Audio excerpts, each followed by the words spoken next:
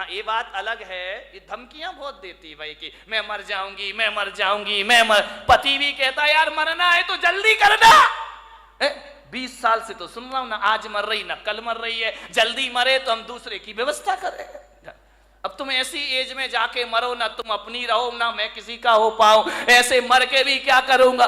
विचार करिए, मत बनाइए ऐसे भाव। हाँ धमकी तो देना, बिना धमकी के महिलाओं ये सुधरने वाले भी नहीं है। ध्यान, बिना धमकी के तुम्हारा काम भी नहीं होता है। धमकियां दो, जरूर दो। आज से इस पंडाल से एक संकल्प लेकर जाओ, यदि तुम्हारा काम ना सुने तो धमकी दो। धमकी देना, धमक मत देना, नहीं तो गड़बड़ हो जाएगा। ध्यान रखिए, इन्हें धमकियां दीजिए लेकिन ये धमकी मत देना कि मैं मर जाऊंगी, और तुम दोगी भी तो इन्हें विश्वास नहीं होता। ध्यान रखना कि 50 साल से तो सुन रहे यार मर जाऊंगी मर जाऊंगी, ये तो बोलती रहती है, बकती रहती है, कोई सुनने वाले नहीं है। मैं आपको अपने काम बनवाने का एक सूत्र दे रहा हूं, ध्यान रखिए, बहुत प्यारा सा सूत्र दे रहा हूं। यदि वो बात बोल दी तो ये तुम्हारा काम जरूर सुनेंगे, तुम्हारे मन की इच्छा जरूर पूरी करेंगे। मरने से तो बिल्कुल भी करने वाले नहीं है। ध्यान रखिए, आपसे मेरा निवेदन है, अब यदि कोई काम तुम्हारे पति तुम्हारा परिवार ना करे तो ये मत कहना कि मैं मर जाऊंगी। आज से नियम ले लो, ऐसी धमकी देना, कहना मैं आरिका बन जाऊंगी, मैं साध्वी बन, मैं सन्यासिनी हो जाऊंगी। नहीं आया समझ में? नहीं नहीं, तुम्हें नहीं आए, इन्हें जल्दी आएगा, क्योंकि मरने पर तो इनका विश्वास है कि ये मरने वाली बिल्कुल नहीं है। ध्यान रखिए, लेकिन यदि तुमने कह दिया कि मैं माता जी बन जाऊंगी, मैं आरिका बन जाऊंगी, तो ये सोचेंगे यार हो सकता है महाराज के लपेटे में आ जाए और घर छोड़ करके माता जी बनने चलिए। ध्यान रखिए मान्यवर, बात केवल हंसने की नहीं है। जिस क्षण आप कह रही हो मैं आरिका बन जाऊंगी, मैं साध्वी बन जाऊंगी, उस समय यदि आयु कर्म का बंद हो तो ध्यान रखना, आरिका बनो या ना बनो, देवगति की पात्र हो जाया करती हैं। ध्यान रखिए, सदगति हो जाती है हमारे जीवन में। जब बुरे भावों से दुर्गति हो सकती है तो अच्छे भावों से सदगति क्यों नहीं हो सकती है। जब जिंदगी से तंग आ जाओ तो आत्महत्या के विचार मत बनाना, सन्यास के विचार बनाना। तुम्हारे विचार तुम्हारे जीवन को पवित्र कर देंगे। ध्यान रखिए, मरने के भाव मत बनाइए, सन्यास के भाव बनाइए, बैराग के भाव बनाइए। और एक बात और बता रहा हूं, 3 चीज बड़े झटके में होती हैं, ध्यान रखना, सन्यास, दान और आत्महत्या। इन पे प्री प्लान काम नहीं चलता है, ये तो झटका लगा और पटका उठा के। ध्यान रखिए, जो आदमी सोचता है कि मैं आज नहीं कल दान दे दूंगा, वो आदमी जिंदगी भर दान नहीं देगा। ध्यान रखना, क्योंकि आज गया तो सब कुछ गया। भाव बार बार नहीं बना करते हैं दान के। और किसी के यदि महाराज बनने के भाव जगे हो, कल पे मत टालना मेरे भाई, तुरंत झटपट झटपट लो, खटपट मिटाओ। मैंने देखा है मेरे से पहले के ब्रह्मचारी जो सीनियर हैं वो आज भी ब्रह्मचारी बने घूम रहे हैं। वो दीक्षा नहीं ले पाए, वो मुनि नहीं बन पाए, वो साधु नहीं बन पाए। क्यों? पुराना हो गया सन्यास, पक गया सन्यास। अब दीक्षा के भाव ही पैदा नहीं हुआ करते हैं, अब उनके भाव ख्याति लाभ के हो जाया करते हैं। विनयी महाराज बने, जब अपनी पूजा हो रही है तो महाराज बन के क्या करेंगे। ध्यान रखिए, विद्वान कभी दीक्षा नहीं लेता, पंडितों ने कभी दीक्षा नहीं ली, सन्यास नहीं लिया। ध्यान रखना, ये दूसरों को सन्यास दिलाते हैं, खुद का नंबर आता है तो खुद पीछे हो जाया करते हैं। एक पंडित जी मुझे मिले, अब वो इस दुनिया में नहीं है। उनकी जब पहली बार मुझसे मुलाकात हुई, उन्होंने कहा कि जब मैं ब्रह्मचारी था, उन्होंने कहा कि भैया जी मैंने 150 पंच कल्याणक करा दिए। कितने? 150 प्रतिष्ठाएं करा दी। मैंने कहा 150? बोले हाँ। तो मैंने कहा 150 दीक्षा कल्याणक भी करा दिए? बोले करा दिए। तो मैंने कहा 150 बार भगवान के कपड़े भी उतरवाए होंगे? बोले उतरवा दिए। मेरे जैसा विद्वान नहीं। मैंने कहा पंडित तेरे जैसा मूर्ख नहीं है। बोले क्या? मैंने कहा 150 बार भगवान के कपड़े उतरवाए, तुझे अपने उतारने की एक बार भी सुध नहीं आई? और मैंने कहा पंडित मैंने एक भी प्रतिष्ठा नहीं कराई, लेकिन एक बार देखी और मेरे कपड़े अपने आप उतर जाया करते हैं। विचार करिए, सोच विचार नहीं। आचार्य विद्यासागर जी महाराज, उनकी दीक्षा हुई। महाराज अजमेर में थे, नई नई दीक्षार्थी थे, नई नई दीक्षा हुई थी।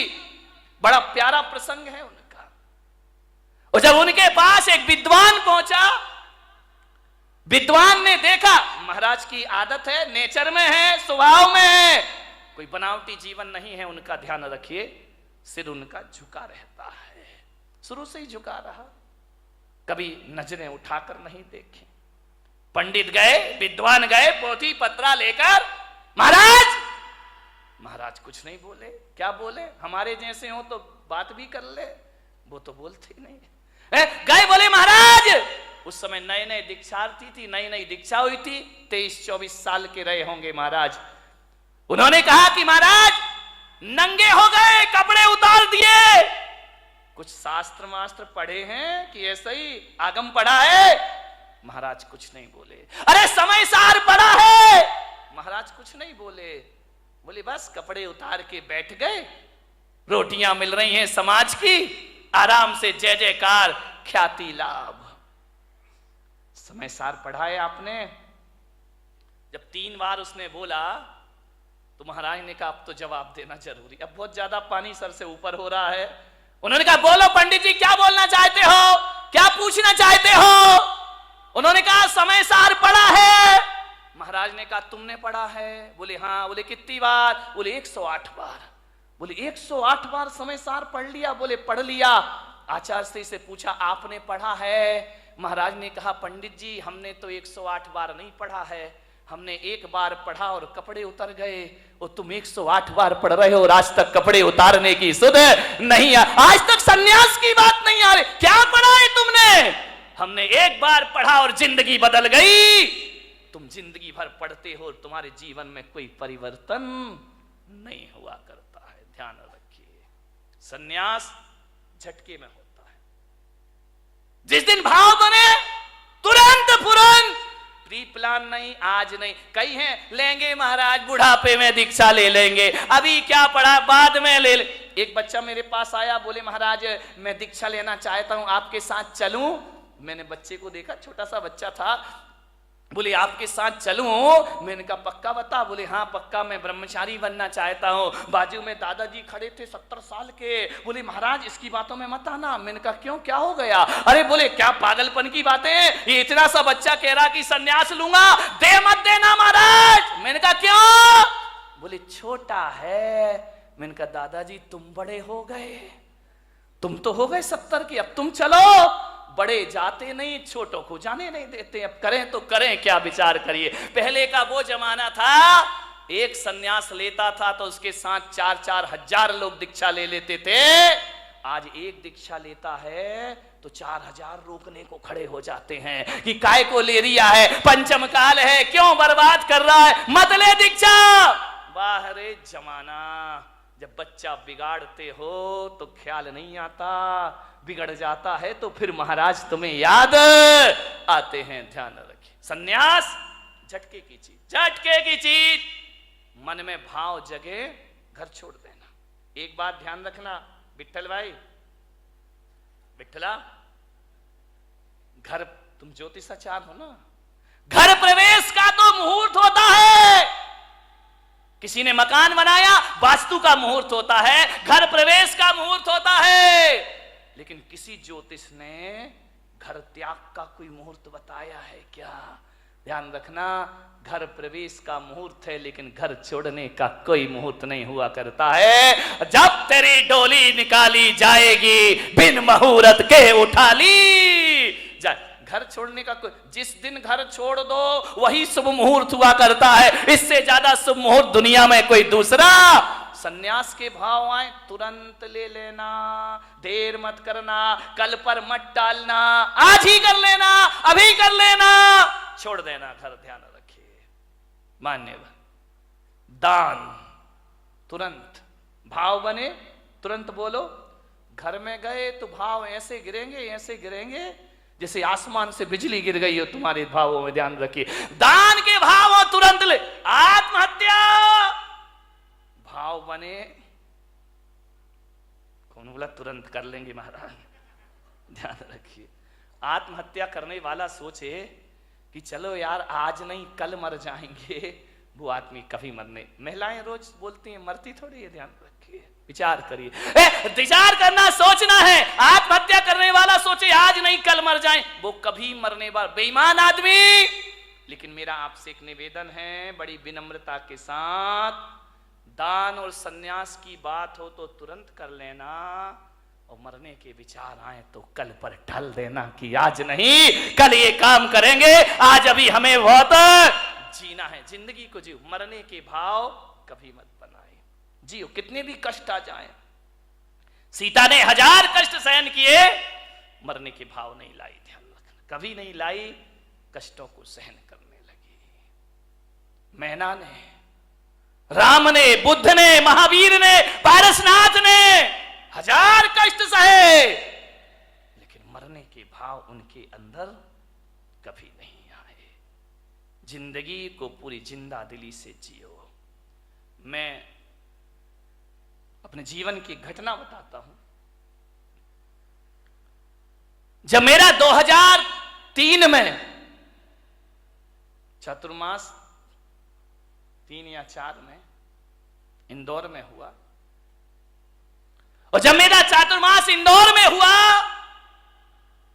मेरे दोनों घुटने खराब हो गए। मुझे सीढ़ियां चढ़ने में परेशानी होती। लोगों ने, डॉक्टरों ने कहा कि आप आहार में सीढ़ी मत चढ़िए, नीचे कमरे में आहार लीजिए। एक पूना के डॉक्टर थे, डॉक्टर संचेती करके, घुटने के मास्टर थे, अब हैं नहीं मुझे नहीं मालूम। उनसे मेरी जांच हुई पूना में, MIR कराई घुटनों की। उन्होंने कहा घुटने खराब हैं आपके, इन्हें चेंज करना पड़ेगा। मैंने कहा उस समय मैं कितने साल का रहा होऊंगा, 35, 36, 37, 38 साल का। उन्होंने कहा आपके घुटने चेंज होंगे। मैंने कहा घुटने चेंज होने का मतलब है ऑपरेशन, और ऑपरेशन का मतलब है इस्तीफा, रिजाइन तो देना ही पड़ेगा। दिगंबर मुनि ऑपरेशन तो करा नहीं सकता है, अस्पताल में एडमिट नहीं हो सकता है। इसका मतलब है कि मेरी बरसों की तपस्या बेकार हो जाएगी। उन्होंने कहा आप ध्यान रखिए। मैंने कहा नहीं कराऊंगा ऑपरेशन तो बोले घुटने हैं, घिसते जाएंगे घिसते जाएंगे घिसते जाएंगे, जो घुटने 20 साल चलना है वो 10 साल में खत्म हो जाएंगे, आप चल नहीं पाएंगे। आप आसन लगा के ना बैठे। मान्यवर, जो आप मेरे कमरे में यहां पे देखते ना, मैं इस पर बैठा हूं, ये मेरा शौक नहीं है पैर में, इसलिए मुझे इस पर बैठना पड़ता है। बाकी सिंहासनों से हमारा कोई मोह नहीं हुआ करता है, ये समाज की व्यवस्था है। उन्होंने कहा कि पैर मोड़ के नहीं बैठना, तकलीफ होगी आपको। तकलीफ इतनी बढ़ी इतनी बढ़ी इतनी बढ़ी इतनी बढ़ी 2007 तक कि मुझे बिहार करने में दिक्कत होने लगी, पैरों में भयंकर दर्द रहता। मेरा 2007 में सूरत चतुर्मास हुआ, वहां से मैं पावागढ़ के लिए गया तीर्थ यात्रा करने के लिए, और जैसे ही पावागढ़ पहुंचा, 3500 सीढ़ियां पावागढ़ की, गुजरात में। मैंने कहा इतनी सीढ़ी मैं कैसे चढ़ूंगा? तो मैंने विचार किया कि कल सुबह भक्ति करके पाठ करके मैं जाऊंगा पावागढ़, नीचे वाली सीढ़ी पे खड़ा होकर उस तीर्थ की वंदना कर लूंगा। मेरे पैरों में इतनी ताकत नहीं है। मैं गया, जैसे ही गया पहली सीढ़ी चढ़ा, मेरे भीतर से मन ने कहा जब लौटना नीचे ही से है तो 2 सीढ़ी और चढ़ लो, 3 और चढ़ लो, 10 चढ़ लो, जितनी चढ़ सको उतनी चढ़ो, वंदना का पुण्य अपने आप को प्राप्त होगा। मैं धीरे धीरे 10 सीढ़ी 20 सीढ़ी 25 सीढ़ी चढ़ा, यहां तक तो मैं चढ़ ही सकता था। मैं चढ़ा, मैंने कहा जहां तक बनेगा मैं चलूंगा। मैं गया, मैंने क्या देखा, एक छोटी सी बच्ची हाथ में चावल लिए, 5-6 साल की बालिका होगी, वो मेरे आगे आगे चल रही, मैं खड़ा हो गया। बच्ची ने कहा आओ महाराज। रुक क्यों गए? मैंने कहा बेटा मैं नहीं चढ़ पाऊंगा ये पहाड़। अरे बोले आओ महाराज कोई दिक्कत नहीं है, मैं चल रही हूं ना। छोटी सी बच्ची तुतलाते हुए बोली मेरे पीछे पीछे आओ। मैंने कहा वाह रे, सारी दुनिया मेरे पीछे चलती है, ये बच्ची कह रही मेरे पीछे पीछे आओ। मैंने कहा चल बेटा मैं चलता हूं। चलते गए, बोले आओ महाराज आओ।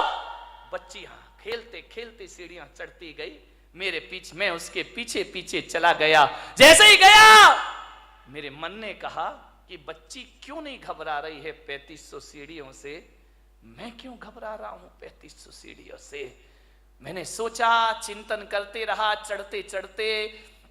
मैंने कहा मैं क्यों भयभीत हूं और ये क्यों भयभीत नहीं है। मैंने कहा शायद मैं इसलिए डर रहा हूं कि मुझे मालूम है 3500 सीढ़ियां चढ़ना है और इस बच्ची को नहीं मालूम है कितनी सीढ़ियां चढ़ना है।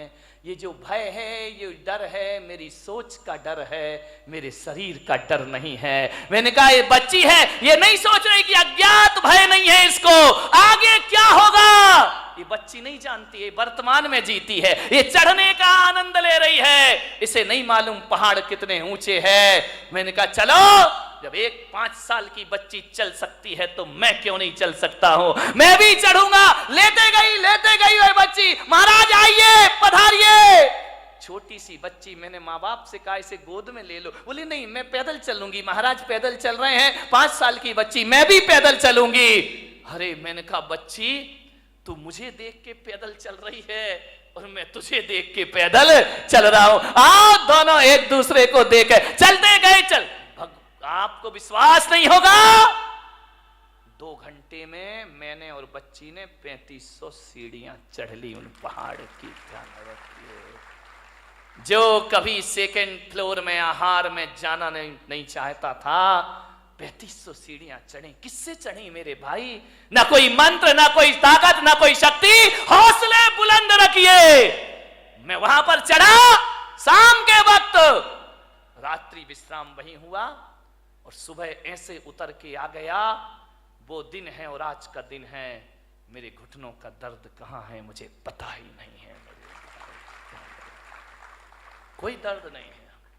ये बात अलग है कि दोनों हड्डियों के बीच का गैप कम हो गया, लेकिन आज भी भाई साहब मैं अपने हौसलों के दम पर 20-30 किलोमीटर भी चलने की ताकत अपने अंदर रखा करता हूं। किससे जी जाती है जिंदगी? हौसलों से जी जाती है। ध्यान रखना, पंखों से उड़ान नहीं होती है, परिंदा हौसलों से आकाश उड़ा करता है। ध्यान, हौसले बुलंद रखिए, नर्वस मत होइए अपनी जिंदगी में। कितना भी कुछ लुट जाए, कितना भी कुछ चला जाए, हौसले बुलंद रखिए। गुजरात के भूकंप में 8-8 दिन के बाद दबे हैं लोग, तो भी जिंदा निकल आते हैं। ध्यान रखिए, जो जिंदा निकल आते हैं वो फिर से अपनी दुनिया बसा लिया करते हैं मेरे भाई। एडमंड हिलेरी का नाम सुना होगा। 1952 में वो एवरेस्ट की चोटी पर चढ़ने को तैयार हुआ, चढ़ा, असफल हुआ, गिरा, सफलता प्राप्त नहीं हुई, निराश नहीं हुआ। फिर चढ़ूंगा, फिर करूंगा, फिर लड़ूंगा जिंदगी से, देखता हूं जिंदगी कितना मुझे परास्त करती है। एक जगह लंदन में किसी सभा में उन्हें आमंत्रित किया गया, दीप प्रज्वलन उनसे कराया गया। सभा में वो आमंत्रित हुए और जहां पर वे पहुंचे स्टेज पर, वहां हिमालय का एक चित्र लगा हुआ था।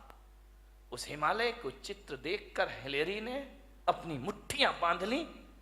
जब जब हिमालय का ख्याल आता उसने मुट्ठियां बांध ली कि तू क्या सोचता है कि तू जीतेगा, मैं हारूंगा? नहीं, देखना, एक बात याद रख हिमालय पर्वत, एक बात याद रखना, तू बड़ा नहीं हो सकता, मेरे हौसले हर बार बड़े होंगे। ध्यान रखना, मैं एक दिन जरूर तेरी चोटी पर पहुंचूंगा। तू तो उतना का उतना ही रहेगा, इससे बड़ा तो नहीं हो सकता। तेरी चोटी इससे ज्यादा ऊपर तो नहीं जा सकती है, लेकिन मेरे हौसले, मेरे जज्बात इससे ज्यादा ऊपर जा सकते हैं। और 29 मई 1953 को उसने हौसले में वो जान भरी कि एवरेस्ट की चोटी पर पहुंचने वाला पहले व्यक्ति का खिताब उसने प्राप्त कर लिया। मेरे भाई, आप क्या सोचते हैं कि हाथ पैरों से कुछ होता है? जिंदगी हौसलों से चला करती है।